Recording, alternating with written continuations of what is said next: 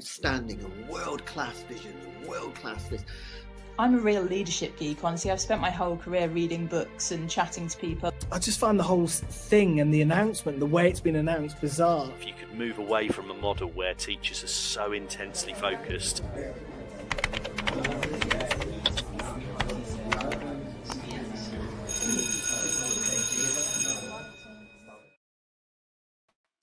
Good evening, everybody, and welcome to Teachers Talk Radio for this very special and important show about parental involvement in schools and why that matters so much.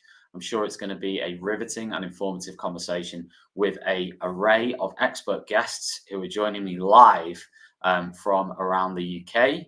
I'll introduce them in just a moment. Before I do that, welcome to all our new watchers and listeners. We are Teachers Talk Radio, the largest well, I say podcast, we're a bit of everything these days, but the largest podcast in the UK for teachers, 1 million downloads and counting.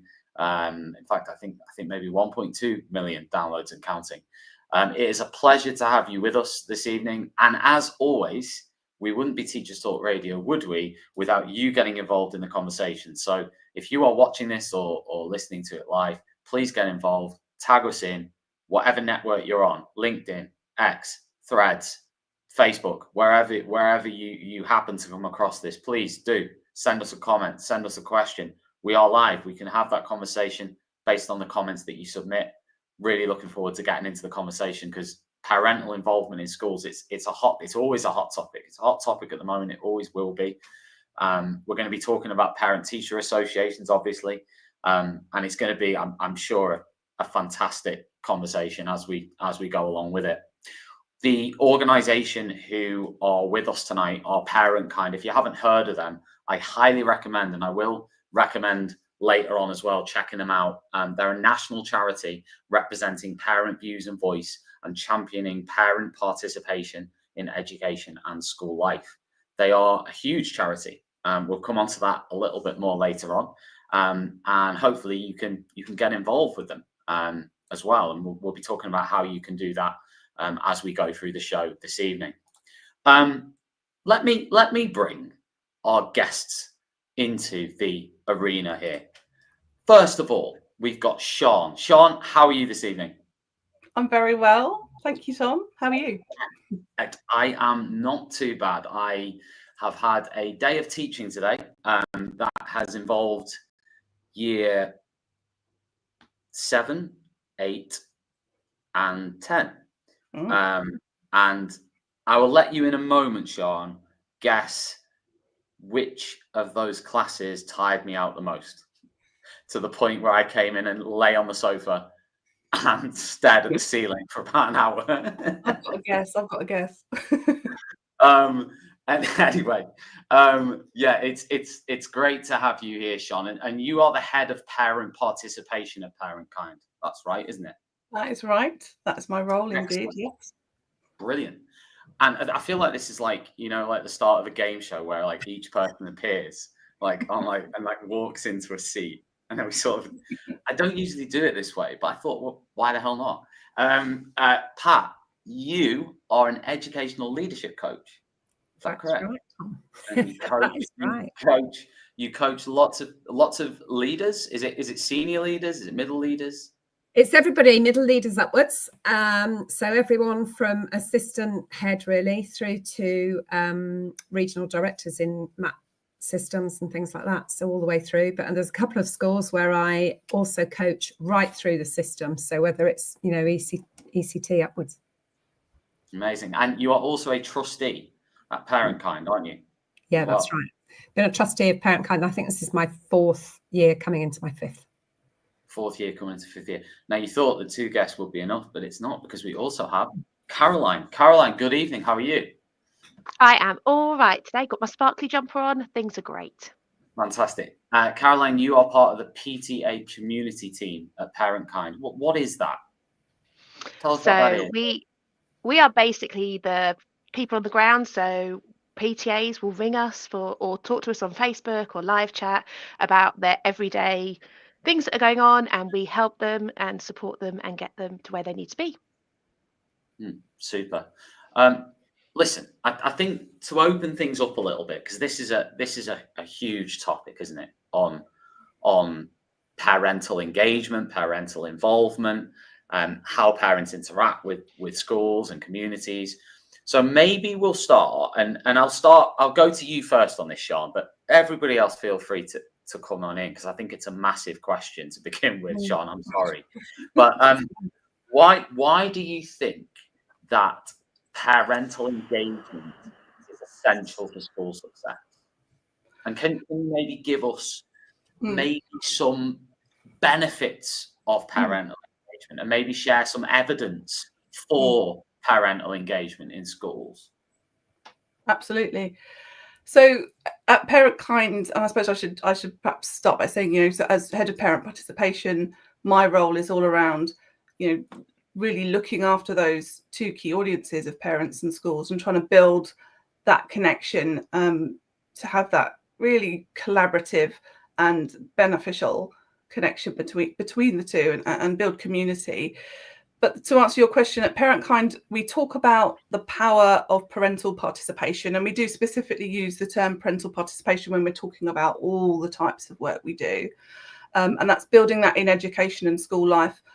By that, we mean quite specifically the engagement and involvement of parents and anyone in a parenting role and a caring capacity. So that could be grandparents and any other people influencing that child's life. And we're really looking at the way in which these people actively support their child's learning, and that could be beyond the school gates or within them, and all the things that they might do to take part in school life. So that could be events, being part of the PTA, any kind of groups and activities, and just really being part of that wider school community. And parental engagement and involvement has received quite a lot of attention and interest across the education sector, as you said, Tom, over the number of years now. And I think that's really interesting and really key. And I think my personal opinion is the reason for that is that it has a real transformative power and potential, and effective engagement is really kind of strongly positioned as being able to be a lever to improve outcomes for young people. And and everyone wants that, don't they? Everyone wants the same thing, and that's one thing that really kind of can easily connect us up. School leaders, teachers, parents, communities, everyone wants to see young people do well, and the next generation, have those good outcomes, opportunities, and really reach their potential. I think for me, the other element of why it's so essential at the moment is that schools are really experiencing a multitude of challenges. And parental engagement really does support those improvements on a range of measures. And that's kind of starting to be quite well studied and evidenced. So it is about, not just improving attainment and outcomes, but also building that trust, improving things like behaviour and attendance, raising aspirations, and sort of developing that whole school ethos so that we can kind of create a sense of belonging. And you were asking more so around the benefits, and I think we've touched on a few there, but there really are so many benefits. And we've really looked at within Parentkind at developing a model, our blueprint for parent-friendly schools, around being able to kind of harness all of those potential benefits and overcoming the challenges as well. But yeah, when done well, you are creating that culture, you're developing connection, you're building up trust.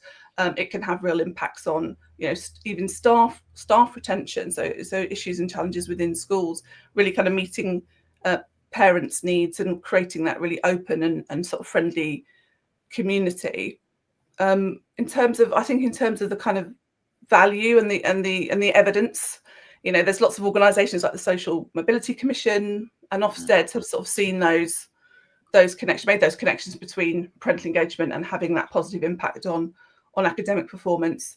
And there's lots of other studies. There's quite a famous study by John Hattie that is often quoted about, parental engagement can add an equivalent of 2 or 3 years to that student's education. And that's, a really powerful thought about the value of parents and how much parents' involvement can really shift the dial and really make the difference. In terms of our own evidence, we have a really important team who look at our policy and research work, and we regularly poll parents. We have an annual parent survey, and we've had lots of feedback around parents and teachers' thoughts about engagement in school life, and the vast majority of teachers say that it brings benefits, that it improves outcomes for young people, and for parents, they 90% say they want to be more involved than they are in school life. Lots want to play an active role, lots want to have a say in their child's education, and I think, you know, what's really, really clear is that everyone wants the same thing. And when we talk about parental engagement, really, we're talking about getting people together to do the things that everyone is already on the same page about, really. But often the next step is the issue, and that's the fact that there are often challenges and barriers. Got you. I mean, you mentioned when you said there, you said about I think you said something around the being good parent, as long as parental engagement is good, or something along those lines. You know, I'm wondering what, I mean, can you tell me, give me some indication? What does it look like when it goes wrong? What's bad? What is bad parenting? What does that look like? Maybe not now. Maybe you want to come on to that later. But I'd be really interested to know, maybe later on, what the good looks like in the regard of what you're talking about, and what perhaps the bad looks like, or the not so good looks like. But we'll come back to that later. Pat, from your experience, which is obviously vast, what role do you think parent-teacher associations play in supporting schools, supporting children, supporting the whole network, the whole education networks, and everything that happens in it? Yeah, thanks, Tom. So it's probably worth saying, isn't it, that background, because I've been a teacher as well, being a coach now. So primary teacher, primary head. Before that, I was in business for a few years. And now I'm coaching lots of leaders. And for me, when I listen to Sean, the reason I work with Parentkind is because I think schools have to earn the right to educate our children.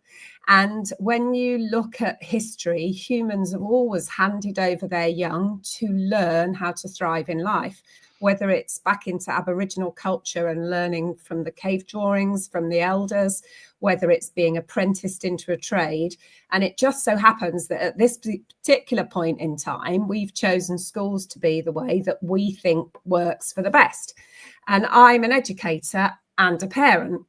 And I think the reason PTAs are so important is because it's the particular moment when the community comes together with the parents in their adult role contributing to that education for the child, rather than being in the parent-teacher role.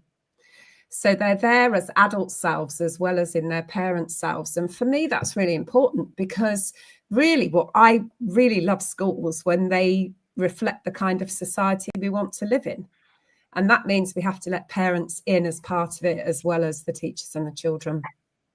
No, that powerful sort of opening gambit there. I was very interested in that. Again, we'll come back to that later.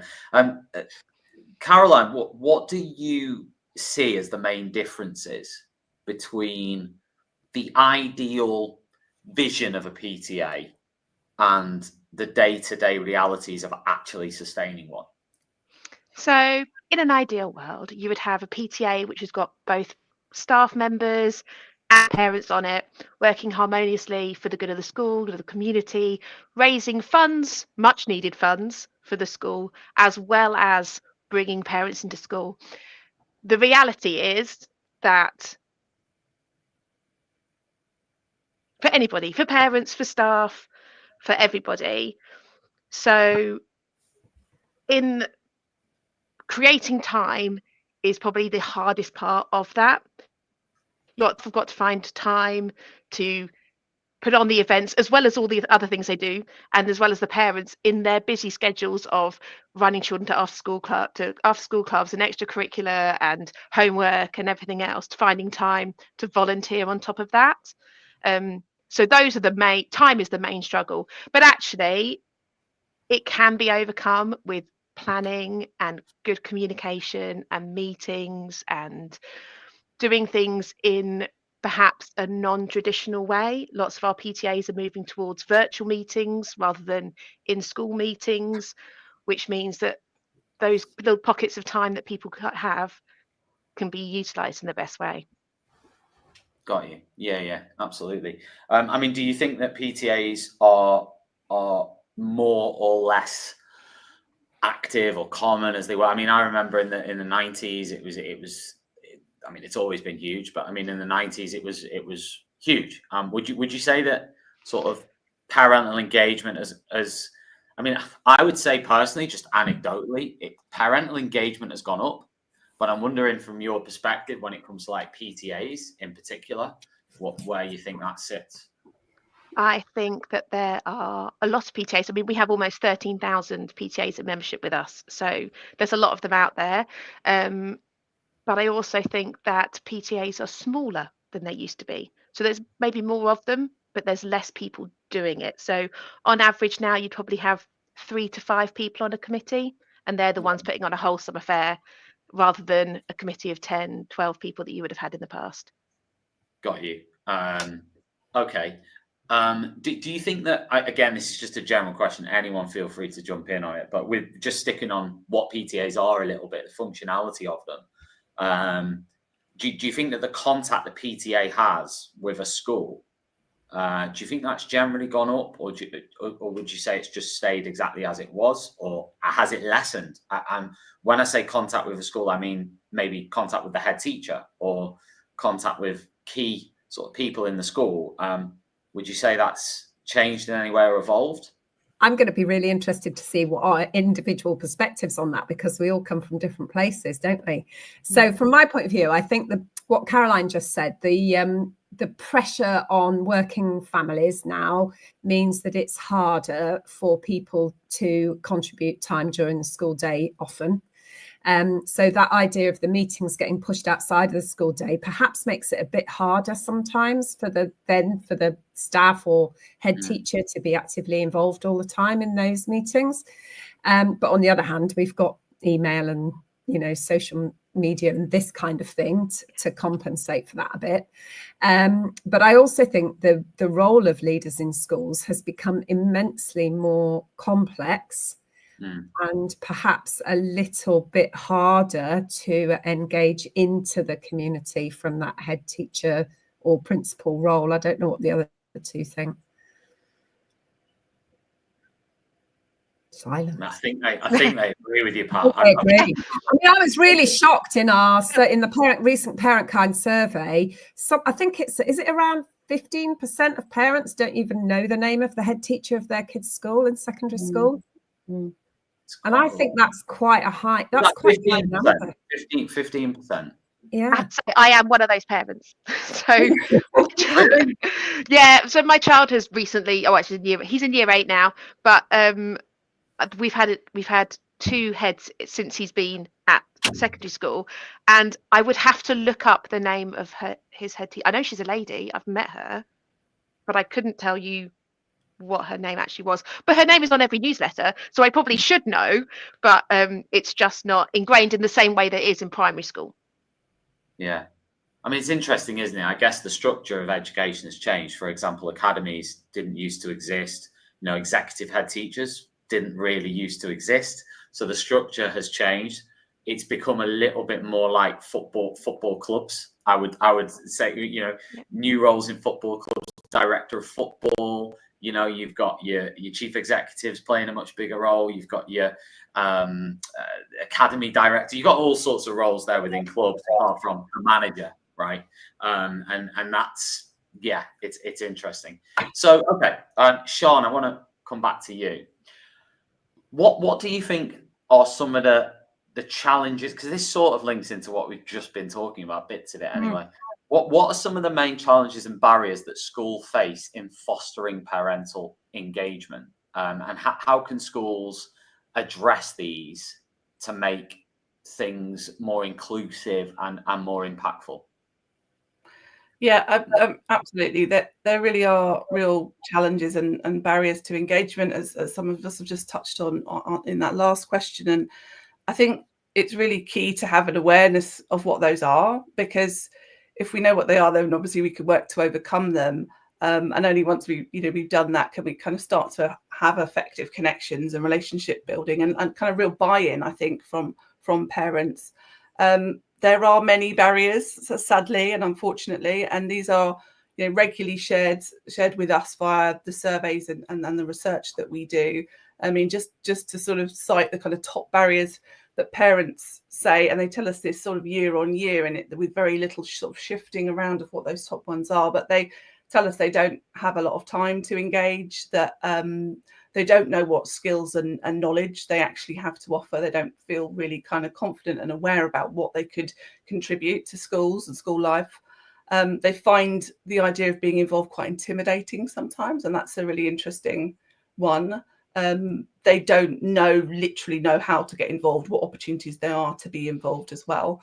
And a lot of parents, 1 in 5, I think it is, that say their child's school doesn't communicate very well with them.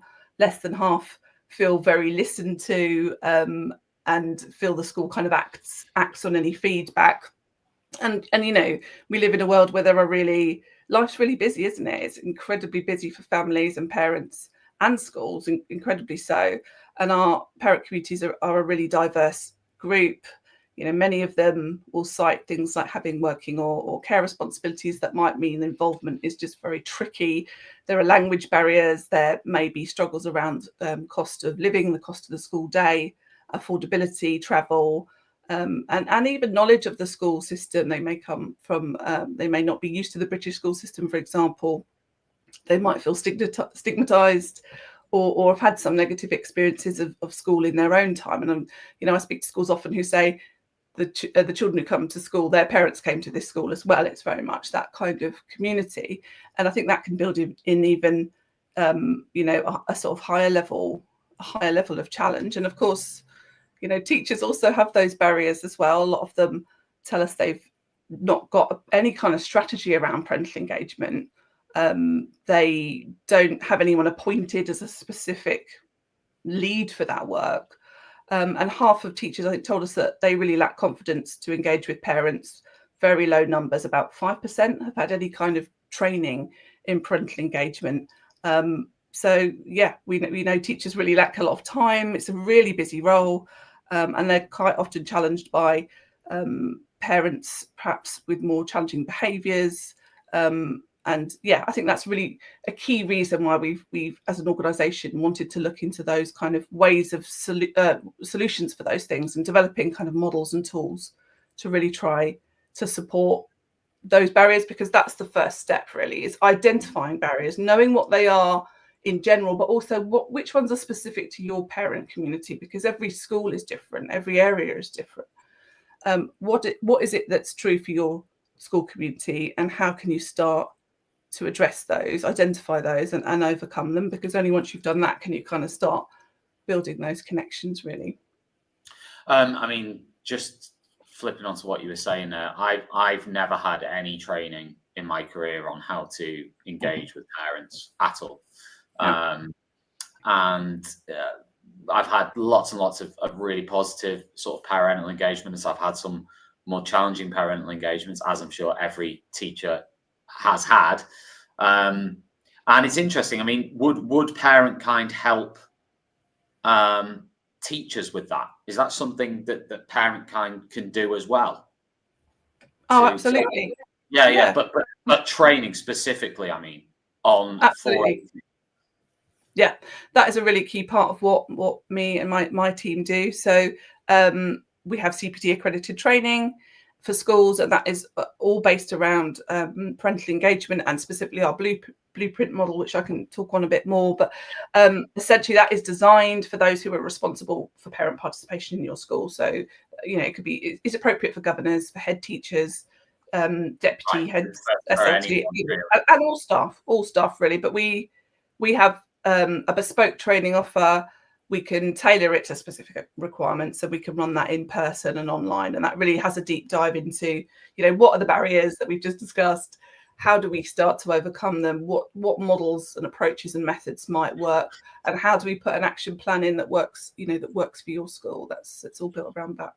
I will anecdotally tell you a very interesting parental meeting that I still remember that I had, and it was about 7 years ago with a mum who came into school to speak to me. She requested specifically a meeting with me as form tutor, and she was basically saying, you know, I really want you to push my son. I really want you to have the highest possible expectations of my son, and I don't want you to sort of relax any expectations for him.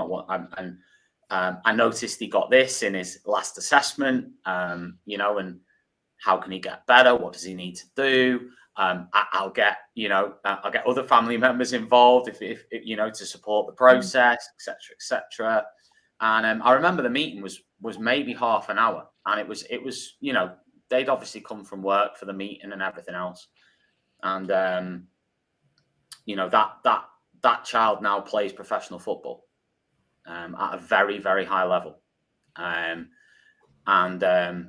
it really was a lesson to me in how important parental engagement is, because that particular parent was very concerned with that child's academic performance, and in fact, not just academic, school performance, let's say you know, how they were in school, their attitudes, their behaviors, their performance. And so it really was a huge sort of I mean, I already knew that, but it was just a good example of it, of where you really recognize the value of not just parental engagement, positive parental engagement, and how in that conversation I had an opportunity to sort of help the parent, I guess, and reinforce and give sort of reassurance, and maybe that then gave me an opportunity in the classroom as well to feed that into what I was doing. So it was it's really positive. The difficulty is, as you'll know, is the time thing. Pat, did you want to jump in? Well, no, I was going to build on what you were saying, actually, Tom, because I was thinking it's very interesting that a lot of teacher engagement with parents tends to be the more difficult conversations are the ones that you remember, aren't they? And so one of the reasons that I think that's an interesting conversation, because if you think about how much you have to learn it on the job, that interacting with parents, that's why the training's brilliant that Parentkind offer. I'll give that another plug. But we take it for granted that we're going to be able to do it, whereas we get trained as teachers in all the other aspects of the job, and then that bit you're just kind of left to learn on the hoof. And sometimes you can damage a relationship with a parent and takes years, or sometimes never gets built back. You know, they'll never talk to that teacher again if it goes wrong. Which sometimes isn't the teacher's fault at all. Because it's not the teacher's fault, but maybe if so that's why PTAs matter, because PTAs are one of the examples where you can build the positive interactions. And the more, you know, when you go on school trips, you get to know the kids in a different way to how you get to know them in the classroom. And for me, the PTA is the equivalent of that. You're not in the parent-teacher meeting. You're not calling them in because they haven't done the homework. You're talking to them about wider stuff around school, and you can get to know the parents in a broader way, and you can build that trust. And that means if you do have to have a difficult conversation, you've got something to build on. You know, you've got something to draw on when you have it. Hey, listen, I'm going to reel off some comments we've had, because a few people have already been commenting. So the English teacher on X says, have parental expectations of schools notably gone up? Interesting.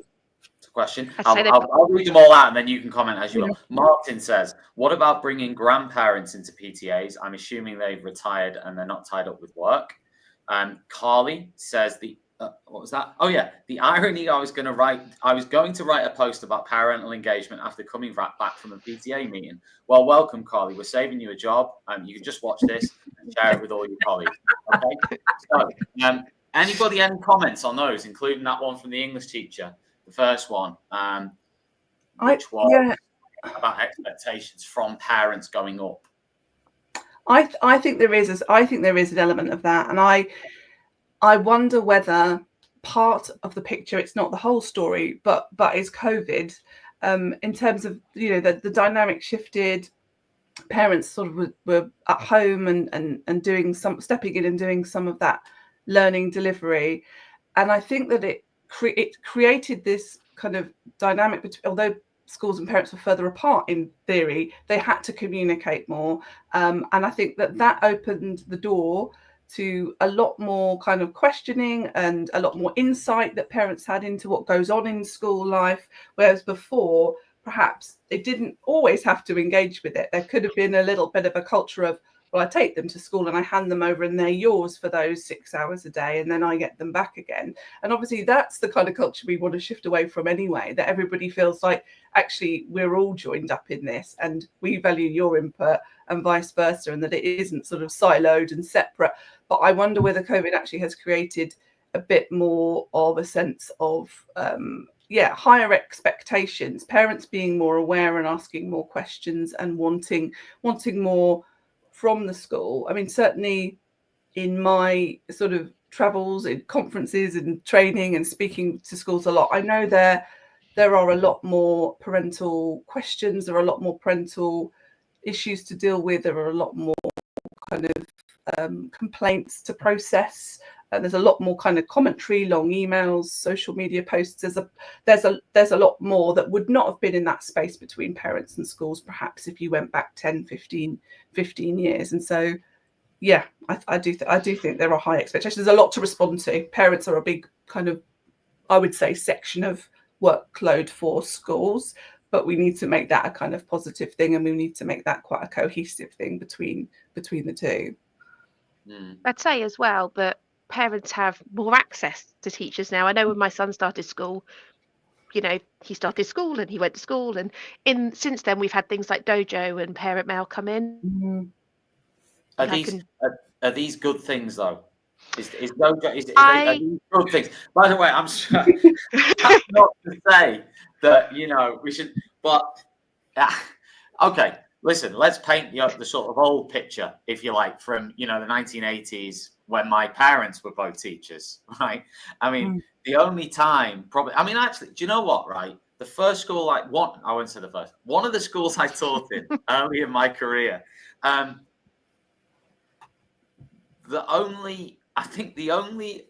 had very little interaction with parents coming from parents in that school, very little.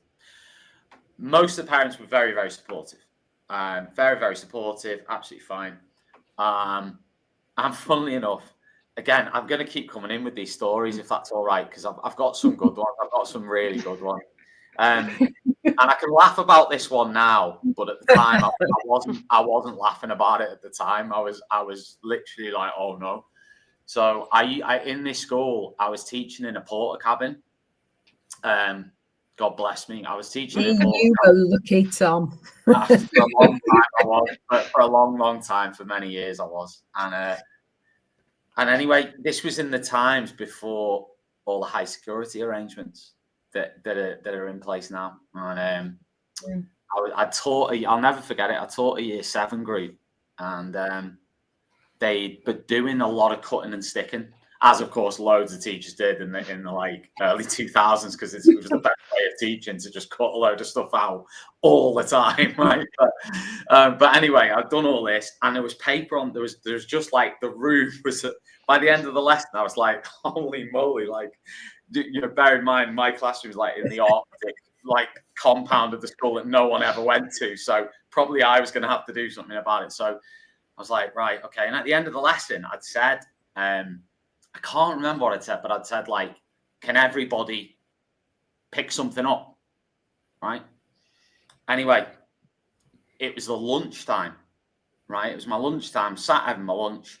A parent had walked right in to the porter cabin. They walked straight into the classroom, and they were quite angry. And he said to me, he said, why did you ask my daughters to pick up stuff off the floor when they'd not dropped anything? So it was sort of I hadn't done that. I'd said everyone do it. I hadn't said, it wasn't like one. I would never give out like a whole class detention, for example. I don't think I've ever done that in my career. But I had asked everyone to pick stuff up. So, but the reason I'm giving you that story is, by the way, dealing with it, I sort of de-escalated it, and then eventually it was all right, and he left, and it was fine, and whatever. But what it did say to me is, how difficult, how unprepared I was for that. I still remember it now, and how unprepared I was for that. And it could have gone the other way. It could have been bad if I hadn't known how to de-escalate that and how to manage it. Because he was quite angry, you know. And now, obviously, it is more controlled. Like, he wouldn't be able to just walk into my classroom and talk to me, right? But, you know, but still, you've got a lot of parents who are in positions where they are, you know, teachers who were sort of thinking, well, if there was one famous viral video clip where one had walked out of school and then they'd had that sort of confrontation, you know. So I do think what you're saying there is important in terms of the barriers to engagement, but also the barriers both ways in terms of how do we deal with it. I think this training is fantastic, and I think you know, things like that are just so helpful. The things that Parentkind do, you know, anything that can help those sorts of situations. Yeah, I think, and it's not just parental engagement, is it? Because I think it is about, you know, training on how to handle complaints and how to manage conflict. I was speaking to an assistant head teacher at some training a few weeks ago, and she was talking about how, because she was obviously more senior, more experienced, whenever there was a complaint or anything like you described, where there's actually, you know, perhaps something to de-escalate, that she always has to step in, because if those come to some younger teachers in the staff, they don't feel confident. And that's partly about training. I suppose it's also partly about experience, and it comes back to that confidence that that teachers feel in dealing with parents. And if you are a younger person, or perhaps you know, you don't have children of your own, or you haven't been around parents as much, I think there's something about having a standard of training in all those aspects to give, you know, every teacher the best chance of being able to respond and cope in those types of situations.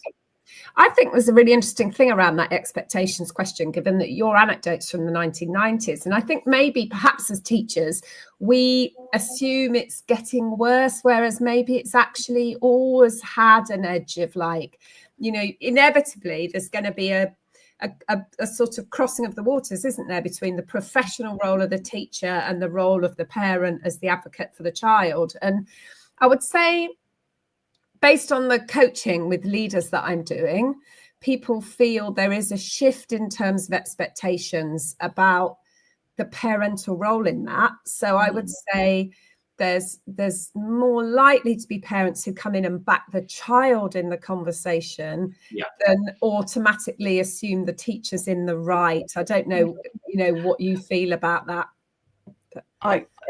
You're reminding me of my parents are both teachers, retired teachers, and they talk exactly what you just said, Pat, which is that at some point it did seem to shift where if as a teacher, my father looked after all the pastoral support. He was a PE teacher actually, but he was pastoral support in his secondary school, and head of a house as well.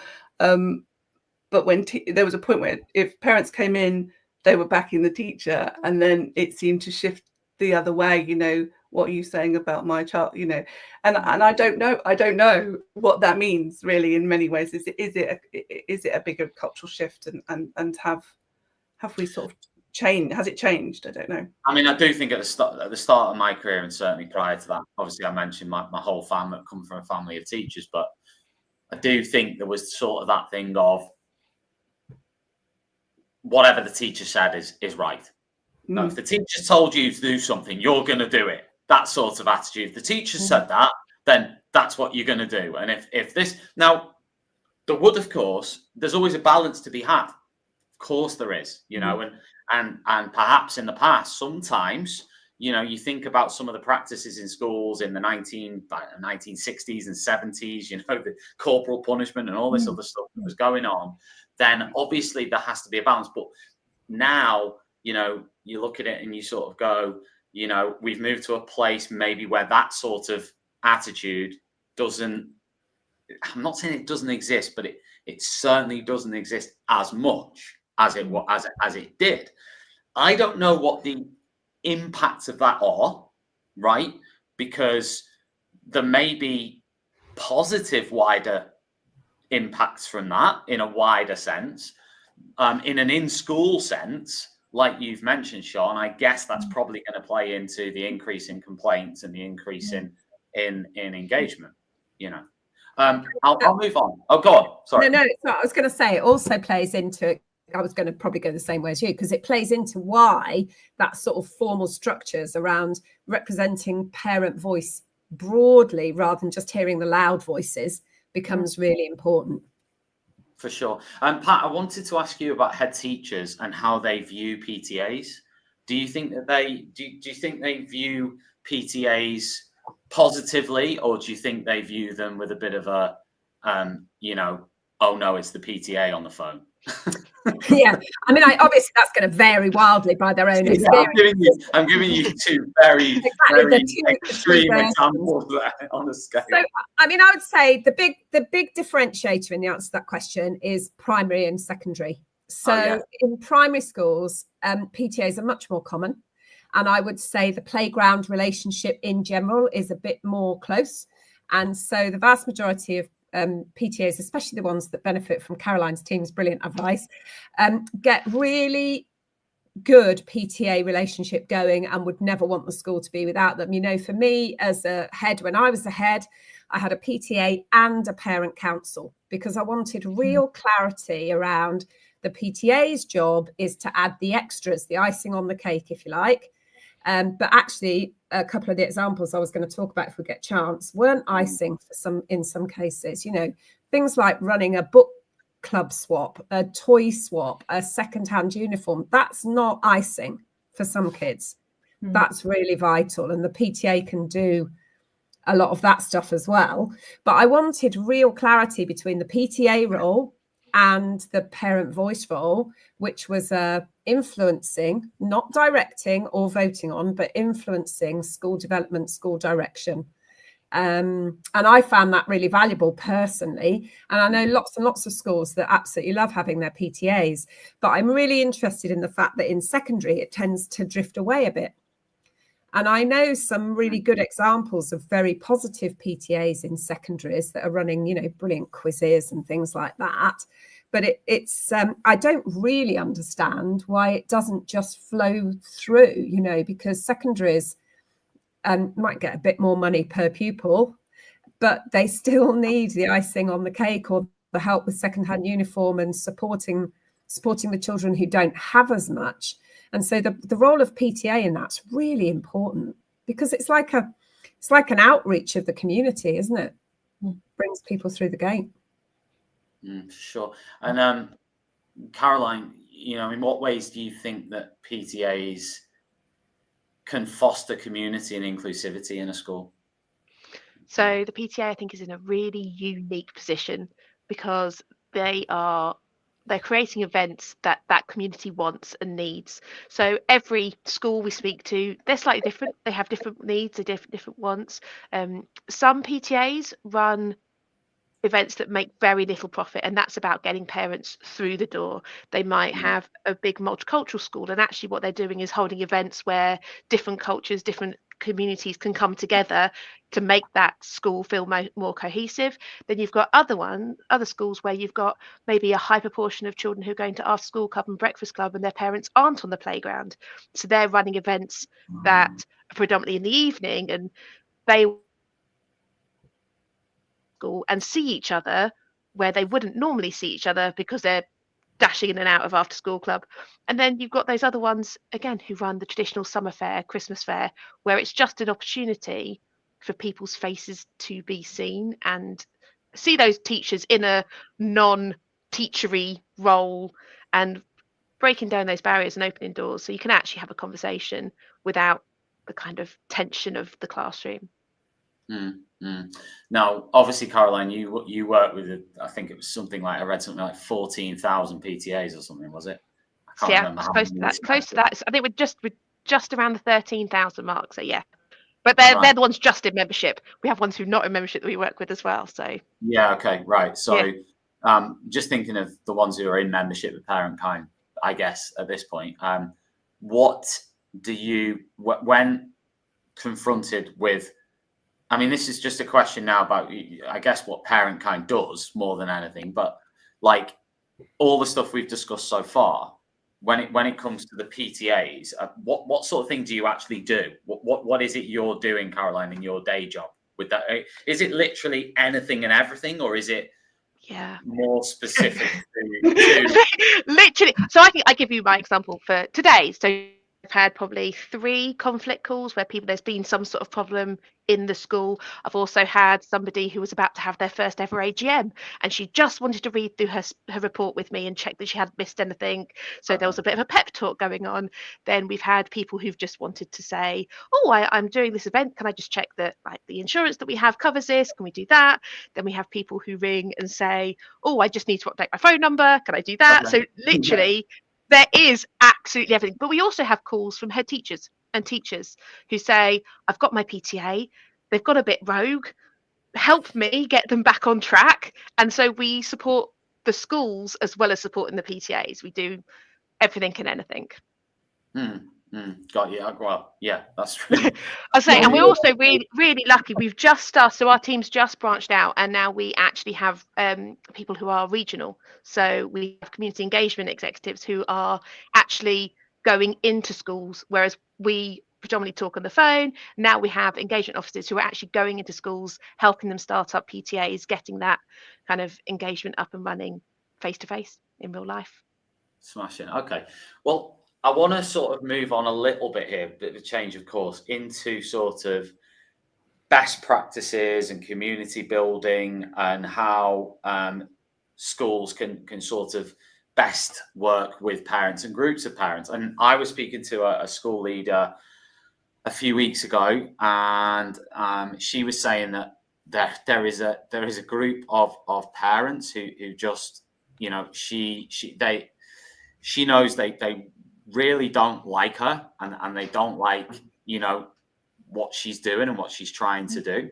So I think this is something that let's be honest, a lot of leaders aren't going to talk about that because they can't talk about it openly. They can't say, I need some help here. There's a whole group of people who literally seem to just hate me, to be blunt. And it's like, I was wondering from that perspective, you know, if you were talking to that leader about what good parental engagement looks like, right? And, you know, what things, what methods, what tactics a leader could implement. I'll go to Sean on this first, but what would you sort of advise that head teacher or any head teacher in that situation, or just in a situation where they're thinking, I need to engage better and I need to, how can I do this? How can I turn it around? Yeah. I mean, what I would say is that, you know, obviously it's a really key challenge for schools. And the answer is that there does need to be a really sort of formalized approach, a real sort of strategy put around your relationship with parents. How am I going to engage them, and kind of start at square one? And it is a body of work to do, but it is also something that ultimately you should be reaping those benefits, the benefits of those things. And we look at best practice, and that best practice for us has been that sort of formation of a model that schools can adopt. And it isn't a kind of strict thing. It is something that can be tailored, and it can be adapted for schools for their own needs. But it does have some core themes, strands, and sort of ethos at the heart of it. And for us, that was built alongside a kind of evidence review. We looked at the research, and we had stakeholders feeding on that, and it was built over a number of years. But for us, those sort of key bits of practice would be for leaders to take effective action and to create kind of the good conditions for parental engagement, to have good two-way communication, to sort of build that support at home with parents and being involved, supporting learning at home, and also involved in school life, and then looking at the kind of community engagement piece as well. But for me, the absolute core starting point for leaders would be have a strategy, have an engagement strategy, have someone appointed as a lead for that work, including a governor lead, have staff training around engagement, things like having a code of conduct and establishing boundaries with parents is really important. Because actually, if everyone's on the same page and is signed up to understand the way in which we should go about things, the do's and the don'ts in terms of cohesion and kind of just courtesy, and being kind of professional and grown up about those things. We've talked about them, and Pat was talking earlier about a parent council and having really formalised consultation with parents. And perhaps if you've got a group of parents who, someone said this to me recently, that sometimes the most vocal parents just need a bit of a way to channel that, because they've obviously got a lot of energy and a lot of opinions. How can we use them to our benefit? So we take away the kind of conflict, but we actually give them some sort of voice and some sort of action around that. And I think it is formalized groups like parent councils, parent action groups. Maybe that would be perfect for someone who doesn't like what you're doing. Well, get a group together and brainstorm a different way of approaching that. But yeah, I would say that those are the real building blocks, is having true consultation of parents. Let them feed in. Don't just ask one or two people. You make sure that it's a whole community approach to consult, to ask, to get that feedback, and then to go back and say, you said we did, this is what we did. You can't take on board every idea, but if people feel you've been listened to and their ideas have been considered, I think that's quite a de-escalating kind of approach sometimes, that actually hearing, feeding back, and giving people a voice and the opportunity to influence decision making. I mean, that's what good parental engagement really looks like. No, it makes sense. I don't know whether Pat or Caroline have anything on that. Pat, I know you're a former head teacher. So I know, I'm laughing in the middle here. I mean, I think it depends why they don't like her, doesn't it? Because sometimes, everybody will, I think you said right at the beginning, Sian, everybody will nod their head at, I want my kids happy, I want them to thrive, I want them to succeed, I want them set up for life. Everybody nods at that. And then when you go, yeah, but how? That's when it all goes to pieces, because every single parent in the room's got a different answer to what the right answer to that is. Yeah. And I guess the tricky role for the educator in the middle is to set out a stall that says, trust our professional judgment a bit. But there's also an act of having to bring them on board, Sian. And for me as a leader, that's the same as any change program. So if you were trying to bring teachers on board with a change to curriculum or a change to behaviour management, you'd have to think, why am I doing it? What's the purpose? Why do we need to change? And how am I going to bring them with me? And I would apply exactly the same with parents. But I think particularly around PTAs, there's a few things that would be on my wish list if I was talking to PTAs, because the first is that kind of contract of values, if you like, about consideration and respect and professional interaction, ideally built around your school values, so that the parents are kind of reflecting and modelling the same behaviours that we're all spending all day. Tom, you'll be doing it all day as well, and I bet it was year 10 that made you lie down in a darkened room. No. I was going to say year 8. Year 7. No, It's got to be year 7. It was a double 7. You And, know, you didn't have them cutting out bits of paper, did you? When will you ever learn? So anyway, divert. But, so we're all trying to model behaviours in school. It's part of our job to keep that front face on and model the behaviours we want to see in the children. And so you want your PTA to do the same, really. And then I think the other thing is that kind of understanding of how the school rhythm works. So planning ahead. There's nothing harder to get into a school system than a short notice plan for a big event. You can turn things around, but if we know we're having a summer fair every year, school calendars roll 12 monthly. You finish your school fair on the 15th of June and you put it in for the 14th of June next year. And I think, all that kind of appreciation from the PTA side really, really helps teachers and parents understand what the pressures are for each other. Makes sense. Just to remind everybody who's joining us live, we're talking about why parental engagement in school matters.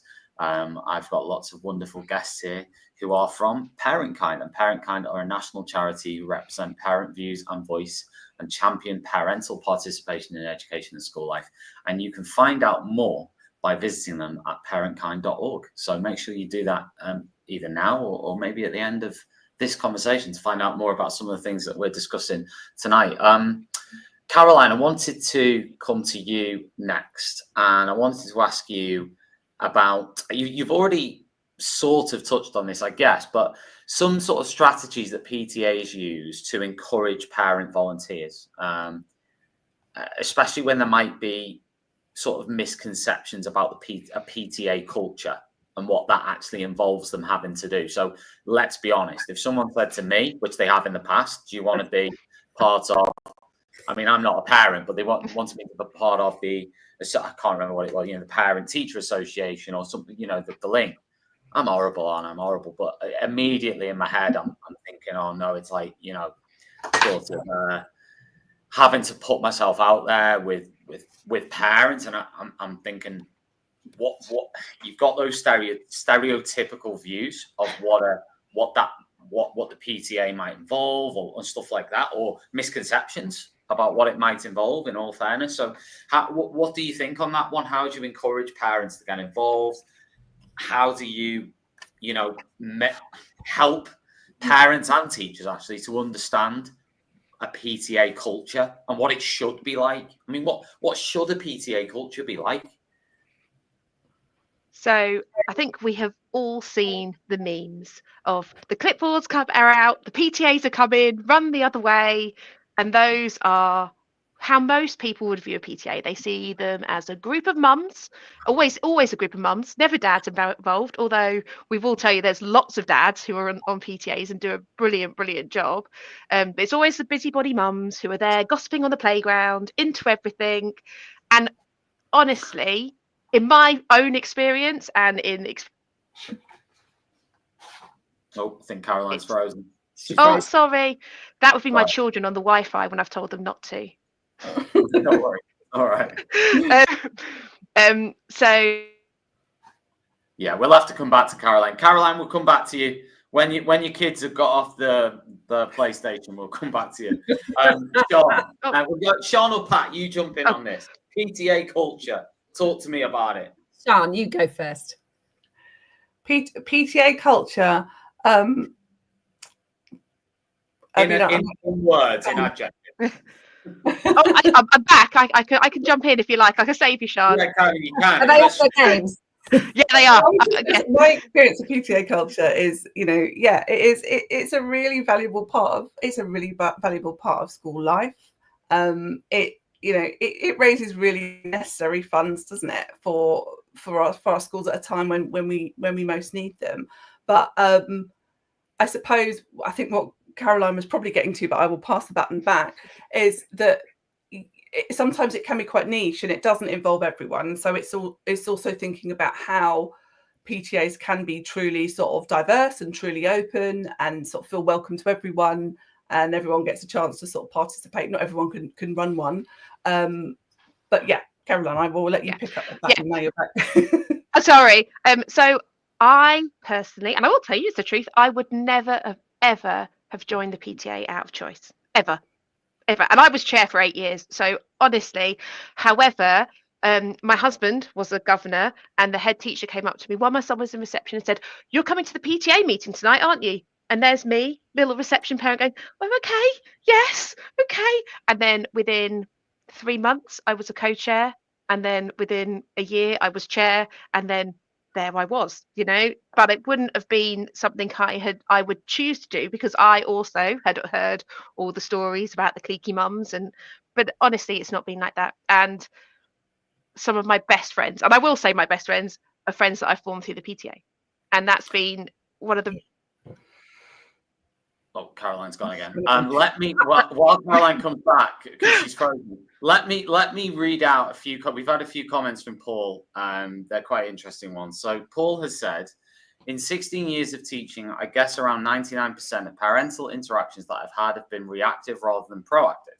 I'd love parents putting themselves out there for selection to help. He then says, I know there are barriers that parents face if they do want to help. He then moves on and says, my school doesn't have a PTA and parent governors are chosen on their lack of disruptiveness. Some schools find it hard to trust parents to keep to their PTA role and avoid causing more issues. Not my view, in brackets. Any thoughts on that from Paul?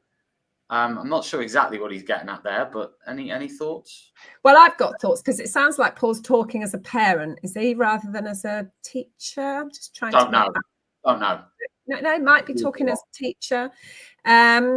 But it's interesting because there's a lot of different things in there, aren't there? That reactive to proactive thing goes back to the training and taking responsibility as leaders.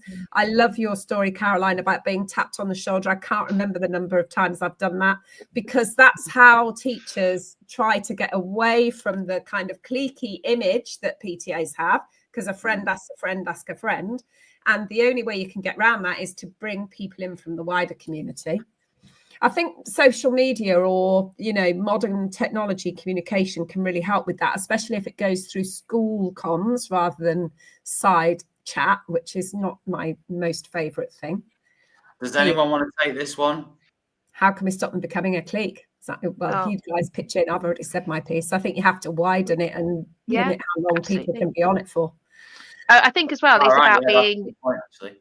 Yeah. It's about being approachable and being honest and being, not being that person who stands with the same 3 people on the playground every day. I made it a real point of saying hello to everybody, smiling to everybody, making sure that any event that we ran, everybody was welcome, everybody kind of spoke to. I made a point of learning people's names. All of that, I think, goes a really long way to prevent it from becoming cliquey. And there are cliquey PTAs out there, I'm not going to lie, but but actually some of those are because they can't get anybody else to join. It's not through lack of wanting more people, it's through the lack of people wanting to join. So it goes both ways, I think. Time to say goodbye has also said, I'd love parents to get more involved at secondary school. There's more involvement at primary. Imagine all the expertise from the parents that help benefit secondary schools. This is true. However, one of the reasons from my perspective that happens is simply because of the size of the schools. And when I was in primary, just because of the nature of the age of the children, the size of the school and the way the school, the number of staff as well in the school and the nature of the staff in the school, often secondary schools, they're geographically more spread out. A primary school, you can get round teachers, I think, much easier from a geographic perspective. It creates a much easier opportunity for there to be a sense of more of a community feel. You've also then got in secondary school, I think, more of a, again, this is being stereotypical and it totally depends on the size of the school, but that does become more of a business approach. And I don't mean money necessarily, but I mean like exam, like GCSEs, for example. There's more of a, we're starting to gear them towards taking GCSEs and A levels, and that then becomes, of course, you've got SATs, you've got all sorts of things that happen in primary school, of course, but I don't know, the vibe changes. I mean, I say that I'm saying that as a bad thing about secondary schools. I'm a secondary school teacher. However, I also think there are mitigating circumstances that mean that just happens. It's also the age of the kids. They become teenagers. And they do need the parents become the parents of teenagers. Yeah. So it's things are changing. But you can see, sorry, Sean, I've got fabulous examples of PTAs in secondary schools where they may be running, a couple of examples where they might be running brilliant quiz nights and it's a genuinely brilliant parent social night. And the reason that PTA is there is because there's an allocated member of the leadership team and there's an allocated governor. So one of the problems in secondary school is there's so many different touch points, different teachers, different form tutors and stuff. So you have to allocate people and then you have to be canny about what you do. And I've also seen brilliant secondary school art fairs where the kids' art has been sold to fundraise for the school and they turn it into an art gallery. Or they get thinking about doing PTA work with the children, the pupils by secondary school, rather than to them. So let them decide what the fundraising event is. We speak to a lot of PTAs. I was going to say lots of PTAs that do almost enterprise fairs and secondaries, and those work really well because that's the children making their own things to sell that raise money. So the onus isn't on the parents.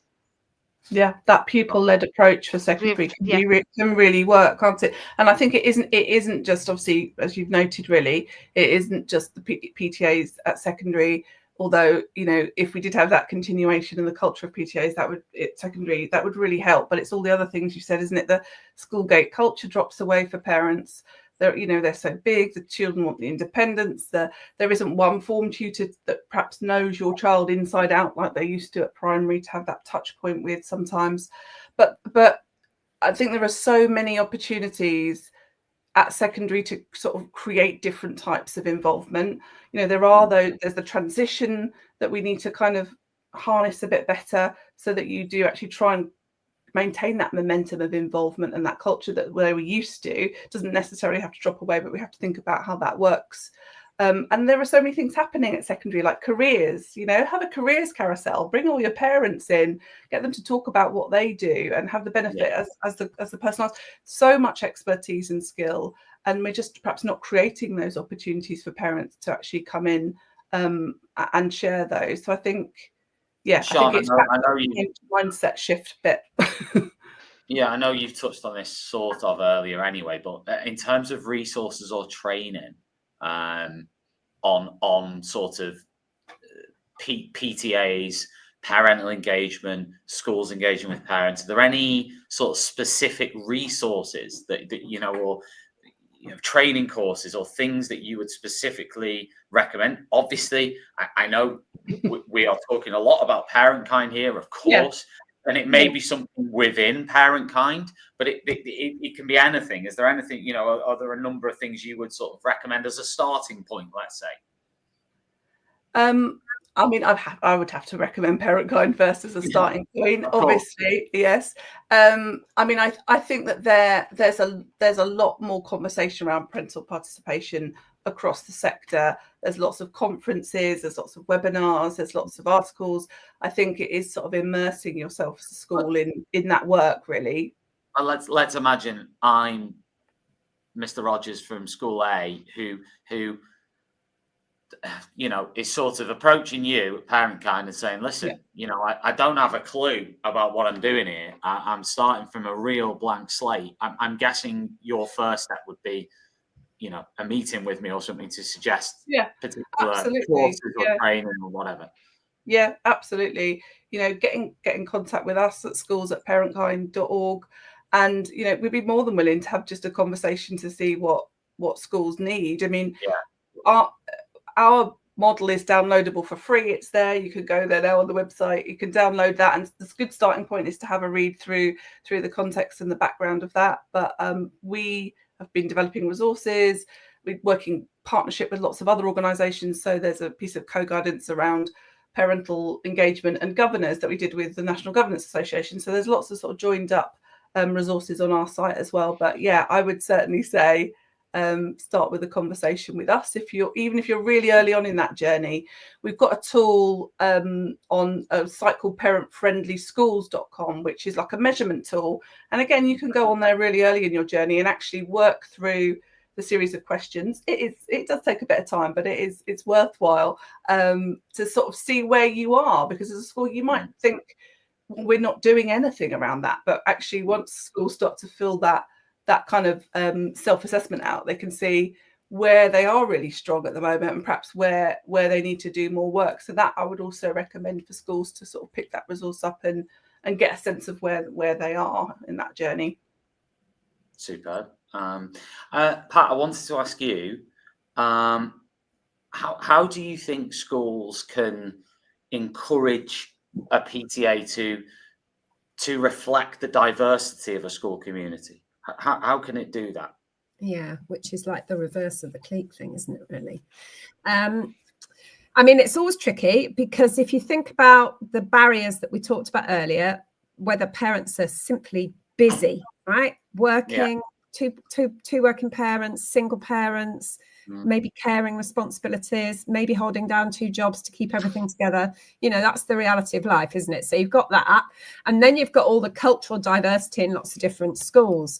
But I think personally, I think the trick is to be really clear that you want as a leader in school, that the PTA is part of your mix. So, you know, when you're doing your school development plan, and it'll always have a community engagement bit in it, because we care about being part of the community, and we also care about parents because we know they affect outcomes and attitudes to school, and we also know we're getting a lot of problems with kids who aren't coming to school.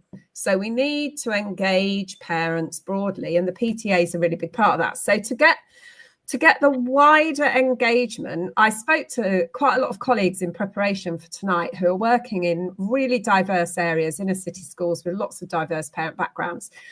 And the most useful two things I got told was really, really plug it right from the beginning of the school year. So give the PTA team a slot when you do all your welcome evenings and your transition messages and all that kind of thing. And then that tap on the shoulder that Caroline talked about is actually really valuable. So speaking to people who might not think they're naturally part of it, or are a bit shy, or maybe have a language barrier because they don't speak such good English at the moment, and buddying them up with people who can help them bridge into the group. So buddy up existing people with new people. And one of the things I used to use my PTA for was as a welcome committee for new families.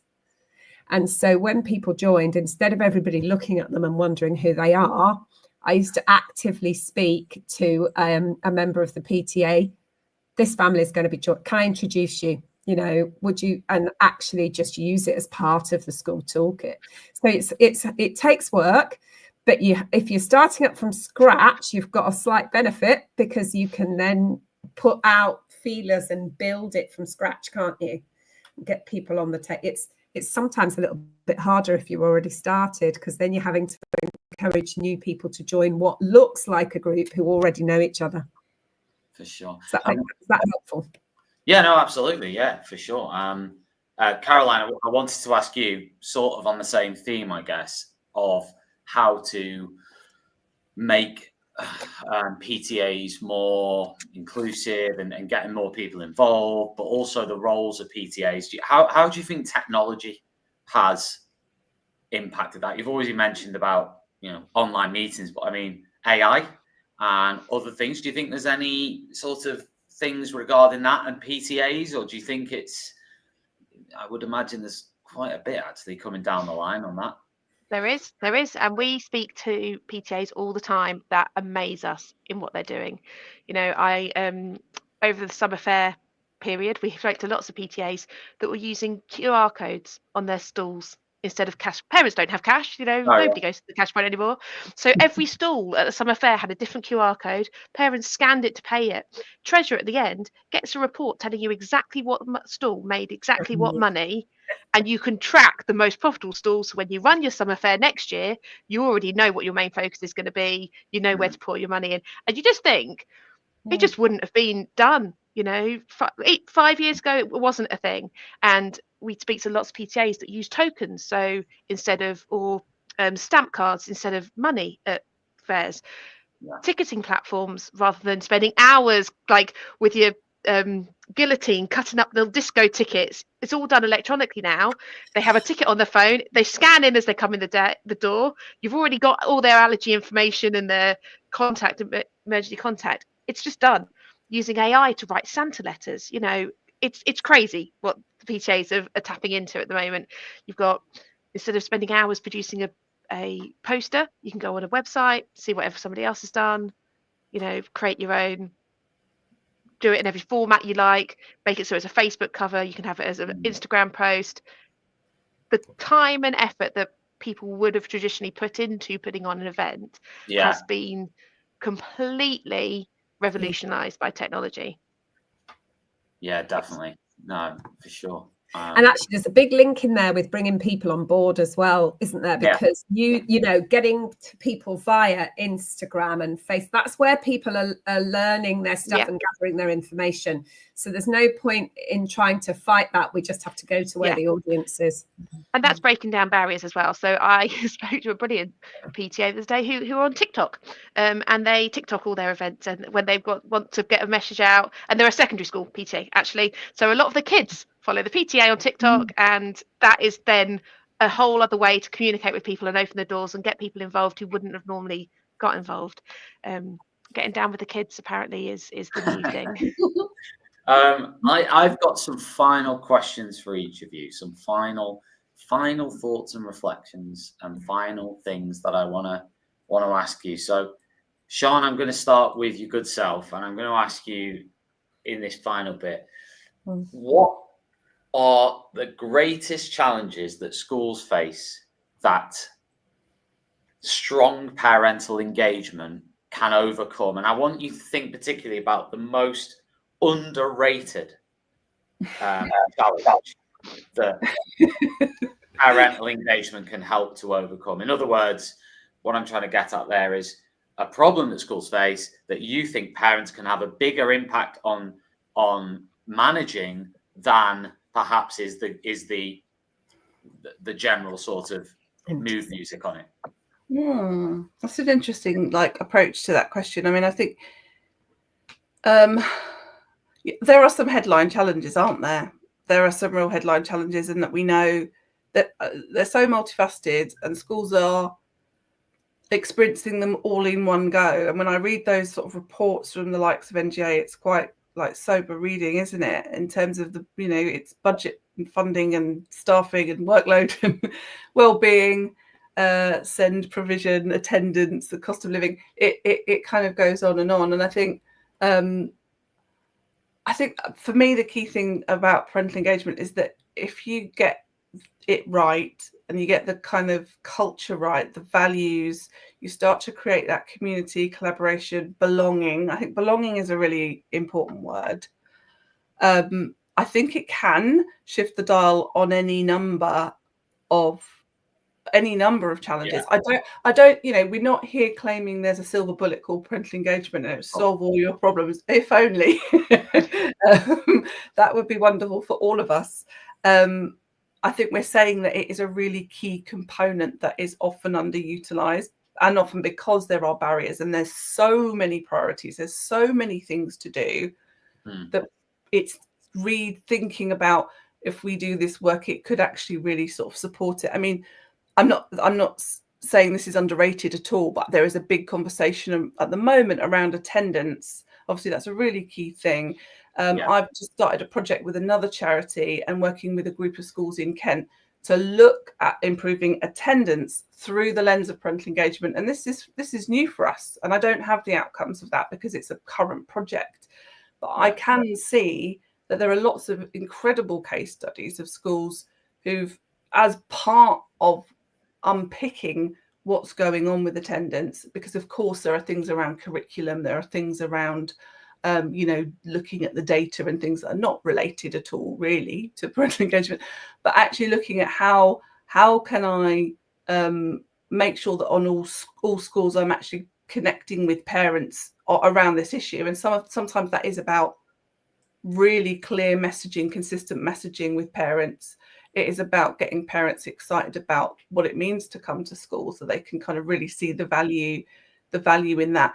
It's around really practical things like having wraparound care, having some budgets to support with transport, and actually really changing the experience for parents of trying to get children to school. So I think for me, that's the exciting bit at the moment, that I think it really could play a really key part in trying to support attendance. We know it's complex. We know it's not just about those things. It's about all sorts of bits and pieces for families. But I think parental engagement has a role to play in that. And I think that's something to have more kind of clarity around and more of an offer around in terms of the work we do at Parentkind. Right, brilliant. Pat, I wanted to ask you your sort of last question. I wanted to ask you about anything you might have done differently, or you've learned, or you think about how schools should support PTA involvement in them, or what I don't want to personalize it too much, but is there anything you would do differently? Is there anything that you think schools in general should do differently? I was hoping you were going to ask me about my PTA nightmares, but there you go. So that would be great. Do that instead. Because I think that actually it does. I'll manage to weave it in, because I think the thing I would do differently is to very early on get in with my PTA and try and paint the picture of what school life is like behind the door when the bell goes and we all go and start the day. Because I think that often the difficulties arise for teachers and leaders when they feel like they're in tension with what the PTA wants. And so, can I have 4 of your teachers to man the school disco? Oh my God, it's last week of term in December. I know there's going to be Wotsits all over the floor. They're going to be climbing all over the gym mats, but they're not in school time. So I'm not strictly allowed to be a teacher because it's, you know, but my safeguarding hat is still on. We all know, don't we, what that's like. So trying to find the teachers who will do that is really hard. And if I was to give advice to myself, I would say get a grip of that really early and explain to the PTA that it's not that the teachers don't care, but some of them live an hour's drive away and they've got their own lives to live as well. You know, the children used to think that the teachers slept at school and were surprised when they saw us in the supermarket, and I think some of the parents thought the same. So and I'm a parent too, but so I would definitely say that I would like, you know, that kind of understanding of the mutuality of the role. How can you help each other? Give me advance warning, plan it well, appreciate the teachers giving the time, because they do really value those events for the children, but also recognize that they will still have to be in teacher role. If you've put me in the back of the school hall on school disco night, I've still got to be a teacher, even if I do line dance. So, you know, some of the clarity around that. And then if you're going to hire limos, I would say my advice around hiring limos is take sick bags. Brilliant. Yeah, amazing. And Caroline, what advice would you offer to a school or a parent who's interested in establishing or revitalizing a PTA? Join Parentkind. Honestly, I would say just dip your toe in the water. Like we have a really great guide on our website, which you don't have to be a membership to see, which is basically a startup guide for PTAs, and it takes you through the whole journey from that initial I've got an idea, where do I go with it, talking to the school, getting a steering group together, everything you need to get to the point where you can register as a charity is in that guide. And actually I'd say give us a phone call, because we love to speak to people on the phone. It's what we do all day, and we love nothing more than an enthusiastic parent or an enthusiastic member of staff who wants to start up a PTA, and we can do really detailed guidance and hand holding through that entire journey. And on our team, all of us have a slightly different passion about it, and so my colleague Donna, her passion is getting PTAs registered as charities. That's what she loves. And she does that journey really, really well. And so I like to start at the beginning. I like that person who's come up with an idea and how to get them from that idea to having a committee elected.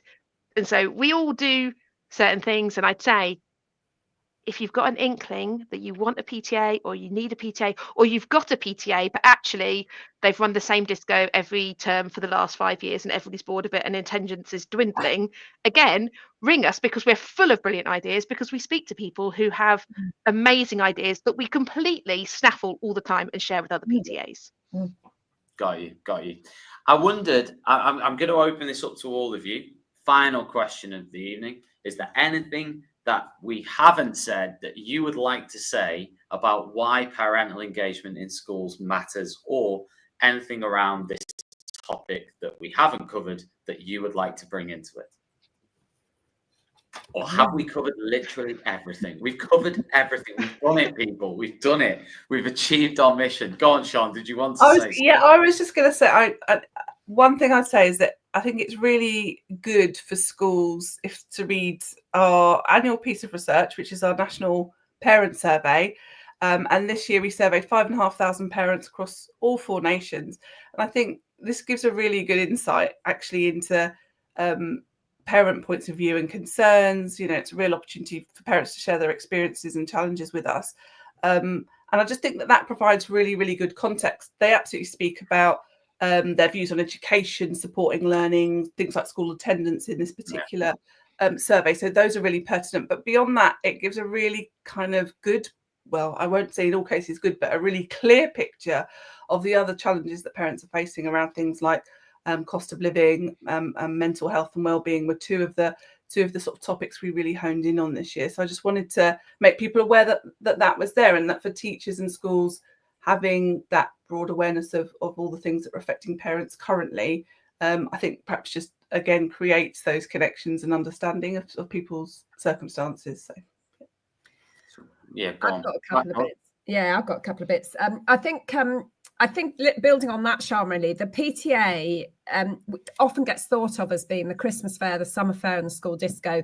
But actually, some of the most valuable stuff I've seen is the PTA that runs the weekly coffee morning, where people pay 10p for a coffee, but the people who need that support, lonely, perhaps not engaged in the community wider, it's a really, really valuable part of building a school community and building links back into school. And also, in the end, quite a lot of parents didn't enjoy school. And if we can get parents to give over the vibe that it might just be fun, I'm a great believer that education needs to be fun as well as achieving outcomes. You know, none of us would enjoy life very much if there was never any fun of it. And so the PTA, for me, what you can do with that is just remind everybody that, you know what, yeah, we've got goals to achieve, but we can also have some fun along the way. And if you see parents smiling in the playground, you might find the children start smiling too. Brilliant. Love it. Listen, it's been an absolute pleasure to talk to you this evening. It's been really, really interesting and engaging. I've actually learned a lot myself about not only Parentkind, but also just PTAs in general and the things that PTAs do and the way that schools engage with parental communities. And I'm sure all our listeners will feel the same way. Special shout out and thanks to every single person who has watched, especially those people who've chosen to engage. Obviously, and a special shout out to everybody who has watched, whether you've posted a comment or not. But of course, a special thanks to everybody who said hi. I actually forgot to mention right at the beginning, Teachers Who Coach said hi there. Hello, Teachers Who Coach. Thank you for joining in and posting a comment. Forgot to respond to that one. So thank you. We will be back, as always, on Teachers Talk Radio very, very soon. This particular show, if you've only joined at the end, it will be available as podcast download in the next few days from all the usual places. So if you prefer the audio and not video, then for sure download the podcast. It will be out there on Spotify and Apple Podcasts and Amazon and all the other ones. So definitely check that out. And yeah, it's been an absolute pleasure. So thank you, Sean. Thank you, Caroline. And thank you, Pat, for joining us. And check out Parentkind, everyone. It would be lovely if we all went to the Parentkind website and checked out the things that they have to offer. And as we've just mentioned, they have lots of things, even for non-members, that may be useful that you could access right now. So definitely, I'm going to be checking it out based on some, there's a lot of, the thing that really resonated with me was the lack of training for teachers on engaging with parents, but also I guess that ties into the ways in which schools can engage with parents just in general. So thank you very much. It's been really, really insightful. Good evening to everyone, and we'll see you soon. Wave. Thank you so much. Thank you. Bye. Outstanding and world-class vision and world-class this. I'm a real leadership geek, honestly. I've spent my whole career reading books and chatting to people. I just find the whole thing and the announcement, the way it's been announced, bizarre. If you could move away from a model where teachers are so intensely focused